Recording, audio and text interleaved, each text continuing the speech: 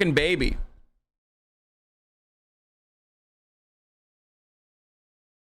You're crying literally because you're a fucking baby. You're a child. Dumbass.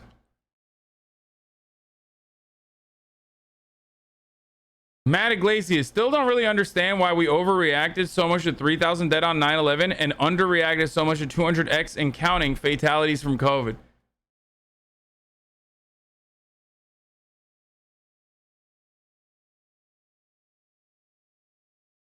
Matt Iglesias with the fire take.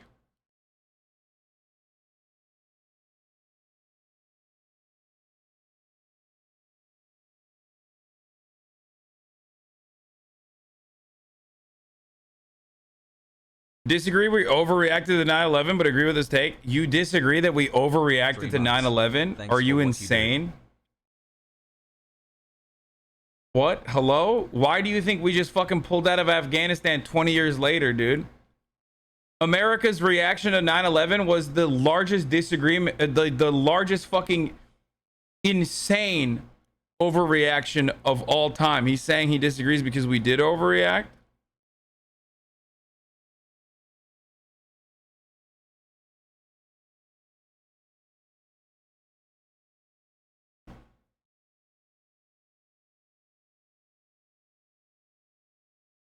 And it's not even just like, it's not even just what we did for the, you know, $6-7 trillion 20-year long war on terror. That was a fucking gigantic catastrophic mistake that cost, you know, millions of people to be displaced, hundreds of thousands of fucking people to die. But then also on top of that, we also created a system of mass surveillance in the form of the Patriot Act that is still going on.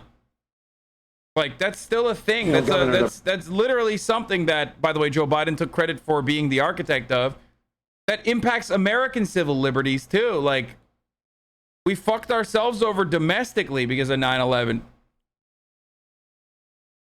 Has flex. Nuts. Unimaginable cruelty all around the fucking world.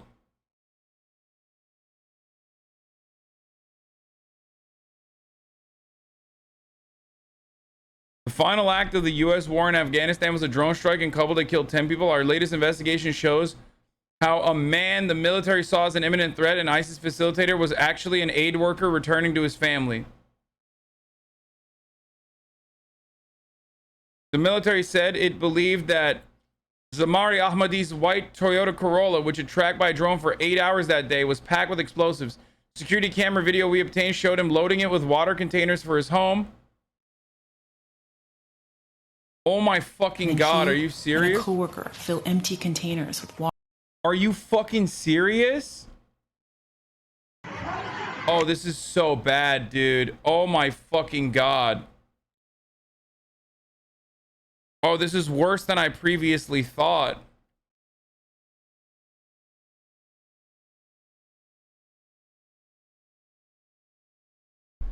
Oh my god, we did this for 20 years, dude. And then people are like, why did...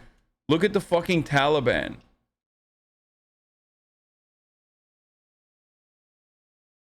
Look at how radical they are. You think this shit isn't radical, dude? You think this doesn't... You think this doesn't radicalize a person? Woggy.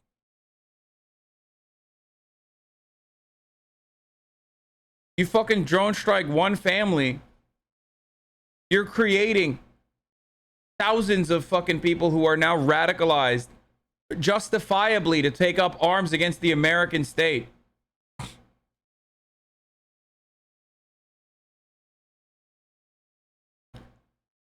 This happened so frequently over the course of the past 20 years.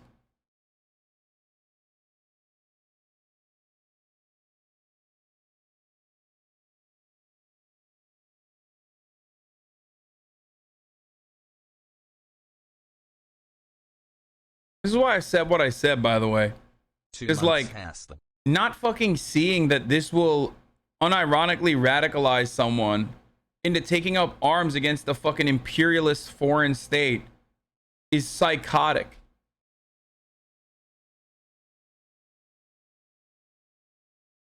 Jesus Christ, dude.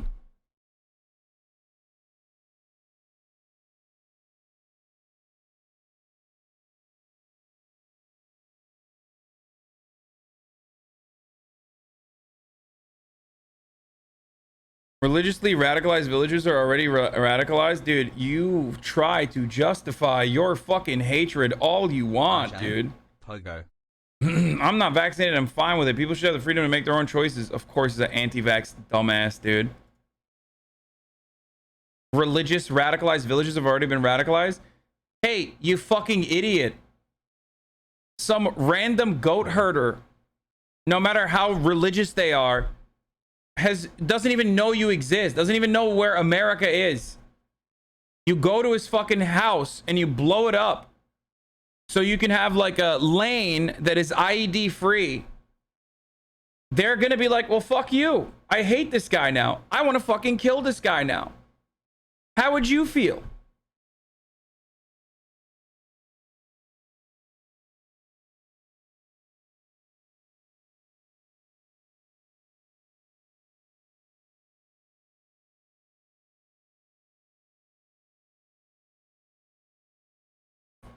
Is there a YouTube version of this?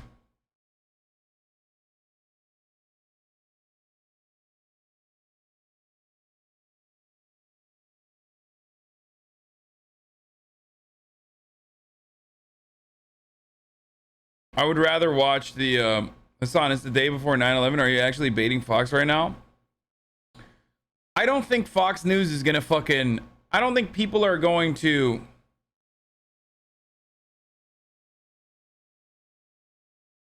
Goat herder is a slur. Ooh, sorry, I meant goat fucker. Shut the fuck up.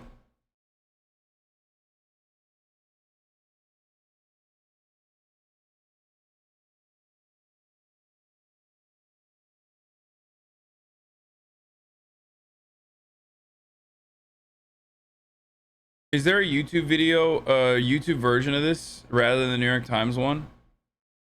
Because I want to be able to pre-screen this. No, you didn't scare Austin away. It's just that, like, he's on a phone. He's on a phone call.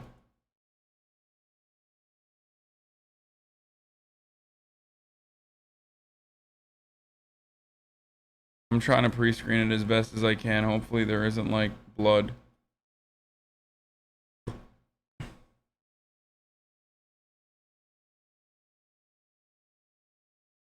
It's not on YouTube yet?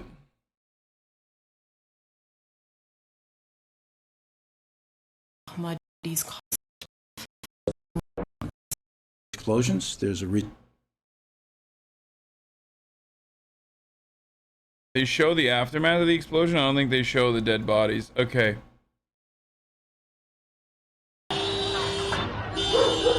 In one of the final acts of its 20-year war in Afghanistan, the United States fired a missile from a drone at a car in Kabul.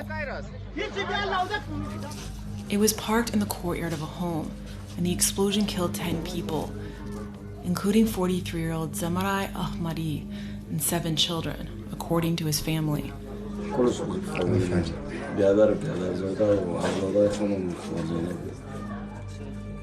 The Pentagon claimed that Ahmadi was a facilitator for the Islamic State and that his car was packed with explosives, posing an imminent threat to U.S. troops guarding the evacuation at the Kabul airport.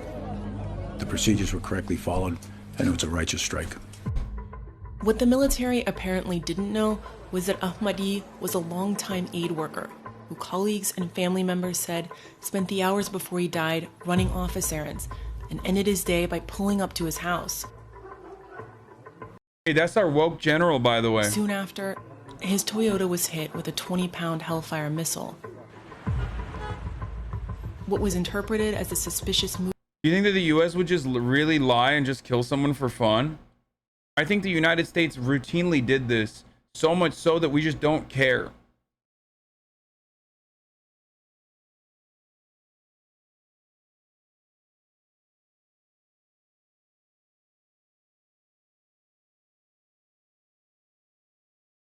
We just don't care.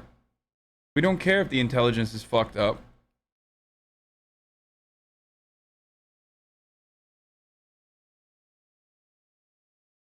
moves of a terrorist may have just been an average day in his life.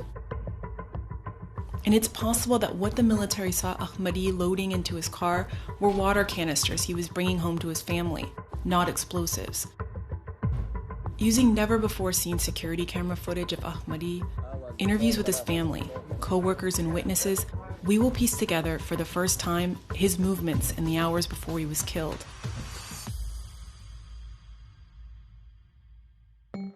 Zemrai Ahmadi was an electrical engineer by training. For 14 years, he had worked for the Kabul office of New. Dude, it's wild that they fucking brutally murder someone who's an aid worker and their entire family, and then they fucking turn around and have the audacity to, like, post-mortem say that they're fucking a terrorist or some shit. Nutrition and Education International. NEI established a total of 11 soybean processing plants in Afghanistan. It's a California-based NGO that fights malnutrition. On most days, he drove one of the company's white Toyota Corollas, taking his colleagues to and from work and distributing the NGO's food to Afghans displaced by the war.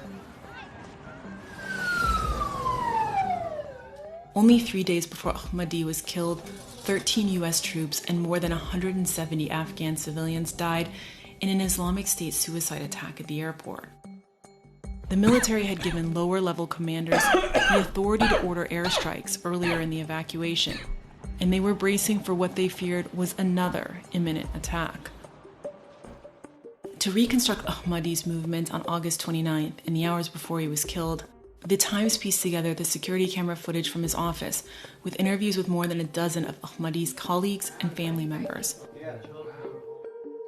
Ahmadi appears to have left his home around 9 a.m. By the way, remember, this is brilliant work from the New York Times.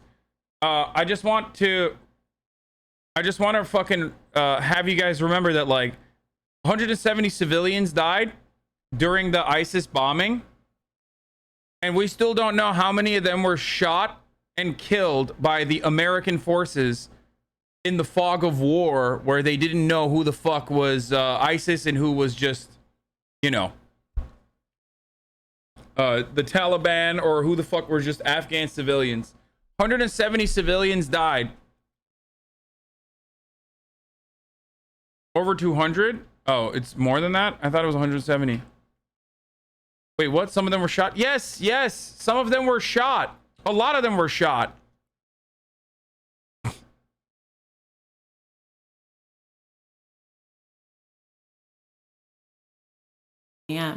He then picked up a colleague and his boss's laptop near his house. It's around this time that the US military claimed it observed a white sedan leaving an alleged Islamic State safe house around 5 kilometers northwest of the airport.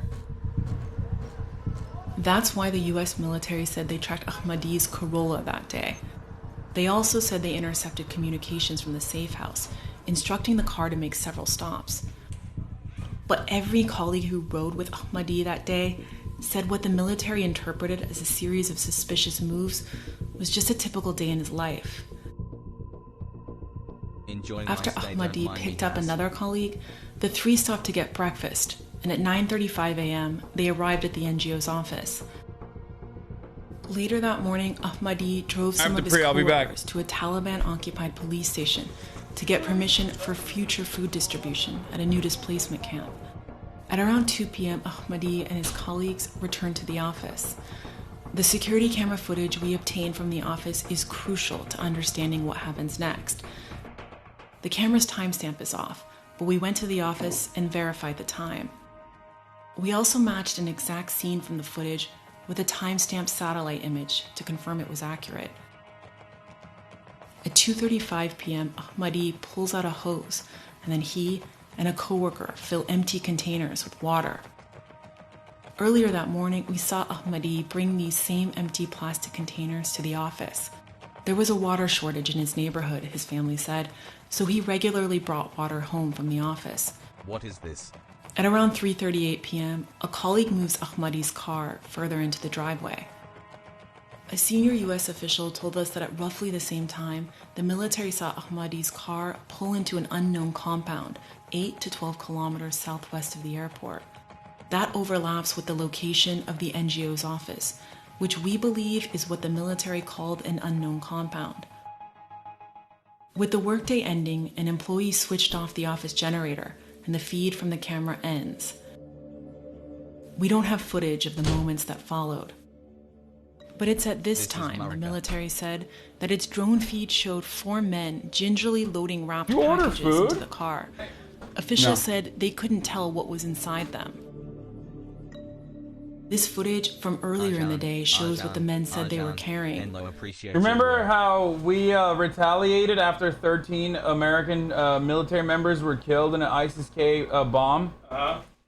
Did we kill a lot more people that weren't? And then like in that strike, which the American media did not even cover at all, almost 200 Afghan civilians were murdered. Some of them were not murdered by the bomb, but instead murdered by U.S. military forces shooting at them. We didn't even give that a fucking moment of coverage. But not only that, but also on top of that, we immediately retaliated. We were looking for a target, and we blew up this fucking car. And when we blew up this fucking car, we claimed this guy was an ISIS collaborator who we murdered. But alongside that car that blew up, we killed an entire family, 7 children. Jesus Christ. Right? It was like an entire fucking family that we killed. What year was this? What do you mean what year was this? Was like 2 weeks ago, man. Oh, shit. God damn, you are... Okay, anyway. What? Well, we do this a lot, is what I'm saying. I just... Okay. So, the American military at the time literally fucking claimed that the person that they murdered was an ISIS collaborator, and the family was just collateral damage. Like, that's just what it is. It is what it is. Like, sorry, sucks to suck. The person is going to die, right? There's no sticker of the address, right? No. Okay. Turns out the person that they murdered wasn't even a fucking ISIS vehicle, and there wasn't even bombs within the vehicle. It was blew up a family for no reason. They blew up a family that was carrying fucking water. He was an aid worker that was carrying water.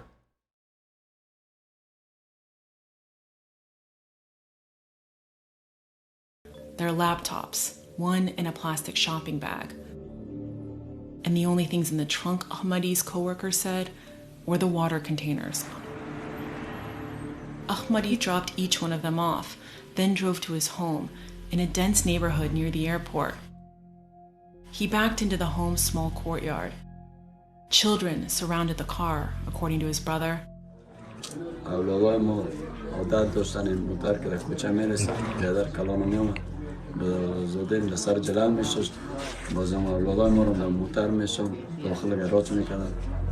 U.S. official said the military feared the car would leave again and go into an even more crowded street or to the airport itself. The drone operators, who hadn't been watching Ahmadi's home at all that day, quickly scanned the courtyard and said they saw only one adult male talking to the driver and no children. They decided this was the moment to strike.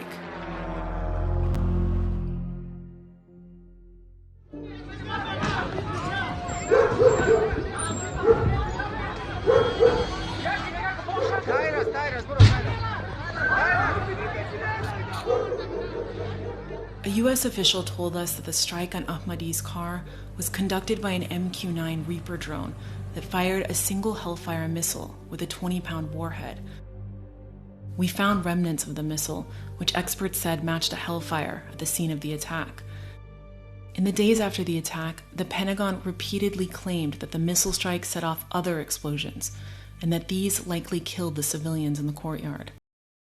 Yeah, that's why they claimed that the fucking secondary explosions were from the car, and the car actually had bombs in it, and that's why the family died. Significant secondary explosions from the targeted vehicle indicated the presence of a substantial amount of explosive material. Because there were secondary explosions, there's a reasonable conclusion to be made. Remember, he's like woke and gay, right? You know, he's Mark Milley. If you ask all the General Milley is like queer and you know, Maoist and all this other shit, right? No, exactly. These guys are just, there's no such thing as like a fucking woke general. Okay? Every single one of these people are fucking monsters. They're all bloodthirsty monsters. That there was explosives in that vehicle. But a senior military official later told us that it was only possible to probable that explosives in the car caused another blast. We gathered photos and videos of the scene taken by journalists and visited the courtyard multiple times. We shared the evidence with 3 weapons experts who said the damage was consistent with the impact of a Hellfire missile. They pointed to the small crater beneath Ahmadi's car and the damage from the metal fragments of the warhead. This plastic melted as a result of a car fire triggered by the missile strike. All 3 experts also pointed out what was missing: any evidence of the large secondary explosions described by the Pentagon. No collapsed or blown out walls, including next to the trunk with the alleged explosives. No sign that a second car parked in the courtyard was overturned by a large blast. No destroyed vegetation. All of this matches what eyewitnesses told us, that a single missile exploded and triggered a large fire. We killed an aid worker and his family and then lied about how he was actually ISIS affiliated and had bombs in his fucking car. You're welcome. That's America. That's what America's impact is when they're in countries like Afghanistan. That's what America has been doing for the past 20 fucking years. We are every bit responsible for every single act of terror that has happened in the world since 9/11. Okay? We radicalized these people. We gave them the fucking tools of radicalization. We gave them the weapons and the training. And then we act like surprise Pikachu Love you, Austin. when that shit Less comes than back. 3 and Hasan too. Smile. Sometimes to US soil. Very rarely. Insane. Madge. We're responsible for a lot more bloodshed even before 9/11.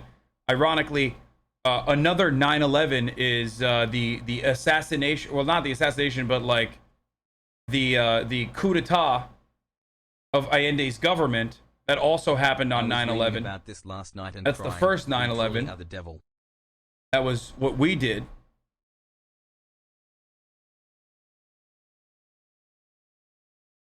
But I'm talking about it from the point of view of, like, you know, 11-month swoop. America's war on terror.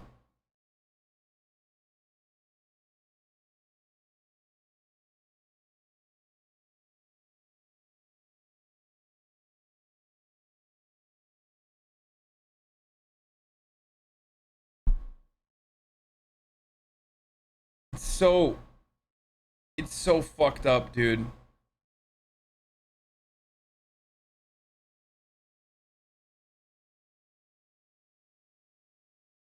It's so incredibly fucked up.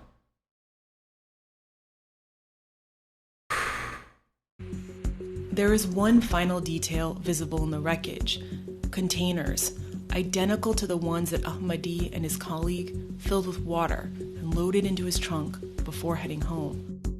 Even though the military said the drone team watched the car for 8 hours that day, a senior official also said they weren't aware of any water containers. The Pentagon has not provided the Times with evidence of explosives in Ahmadi's vehicle or shared what they say is the intelligence that linked him to the Islamic State. But the morning after the US killed Ahmadi, the Islamic State did launch rockets at the airport from a residential area Ahmadi had driven through the previous day, and the vehicle they used was a white Toyota. Oops. Got the wrong white Toyota and executed an entire fucking family, dude. The US military has so far acknowledged only 3 civilian deaths from its strike and says there is an investigation underway. Yeah, this is like when cops murder a fucking black teenager and then have other cops look into it and find no wrongdoing, by the way. Think about it this way. Think about it this way, dude.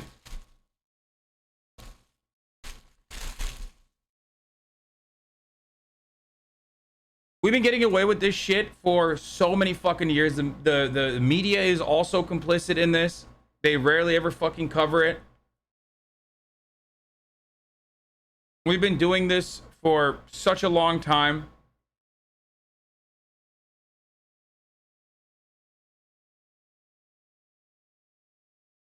Now think about it domestically. The American police force gets away with intense, incredible amounts of brutality against its own citizens on U.S. soil.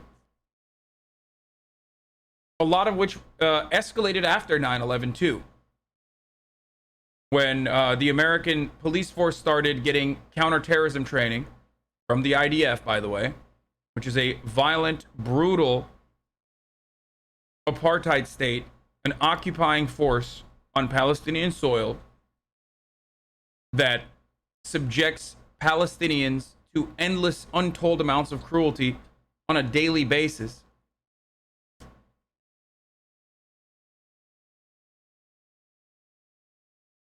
So a country that doesn't treat its own marginalized populations with an ounce of fucking dignity, why the fuck would they ever think twice about bombing the shit out of civilians overseas that are brown?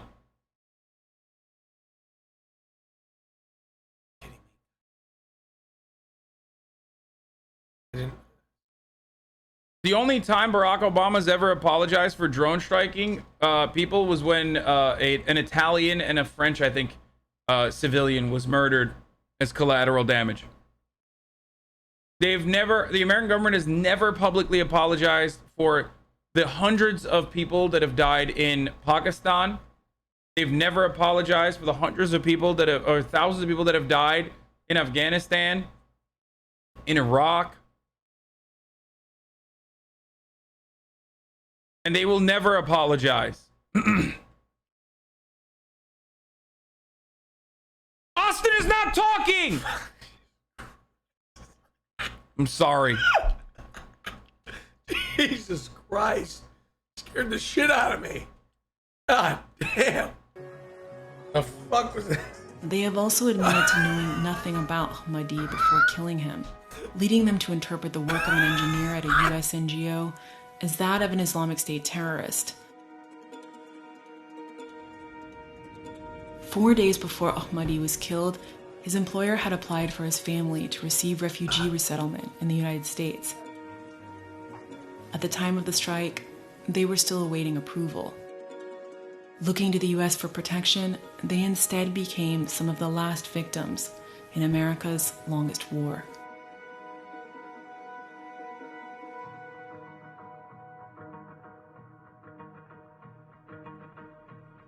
Hi, I'm Evan, one of the producers on this story. What a fucking nightmare, dude. There's nothing. There's no recourse either.